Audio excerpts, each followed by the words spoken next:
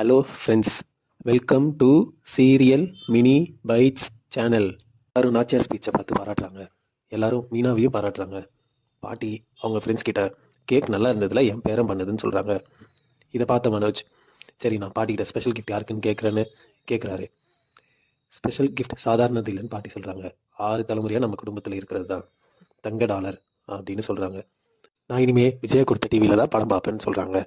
அண்ணாமலை சாமிக்கு சாத்தின புடவையே கொடுத்தான். மனோஜ் நவரத்ன மாலையே எனக்கு போட்டான். நீ என்ன அழகுப்படுத்தினா. கடைக்குத்தி ரவியோ கேக் செஞ்சு கொடுத்தான். ஸ்ருதி எனக்கு ஃபோன் வாங்கி கொடுத்தா. உலகத்தில் ரொம்ப முக்கியம் உறவும் நட்பும் தான். அப்படி பார்க்க முடியாதுன்னு நினச்ச என் பேரை கண்ணு முன்னாடி கொண்டு வந்து நிப்பாட்டிட்டான். ஒரு மனுஷன் நினைவுகள் தான் அதிகமாக சம்பாதிக்கணும். என் பேத்தி மீனா என் நினைவுகளை வீடியோ எடுத்தா.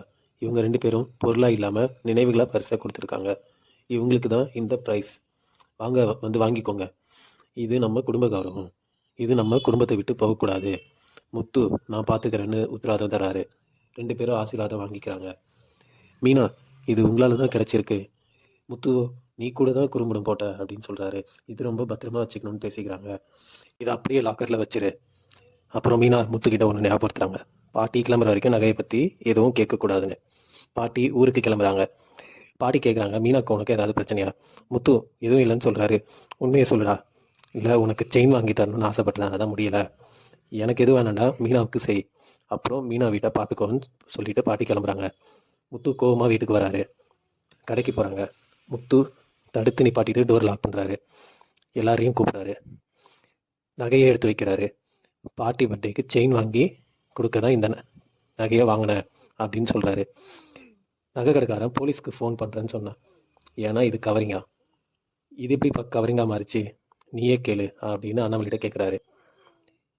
இதை ஏன் அன்றைக்கே கேட்கல அப்படின்னு கேட்க, மீனா பாட்டி பர்த்டே கொண்டாடுறதான்னு சொல்கிறாங்க. முத்து, இதை விசாரிச்சு சொல்லுப்பா. விஜயா, இதுன்னு அண்ணாமலை கேட்குறாரு. விஜயா, அப்போ இது கவரிங் நகையான்னு நடிக்கிறாங்க.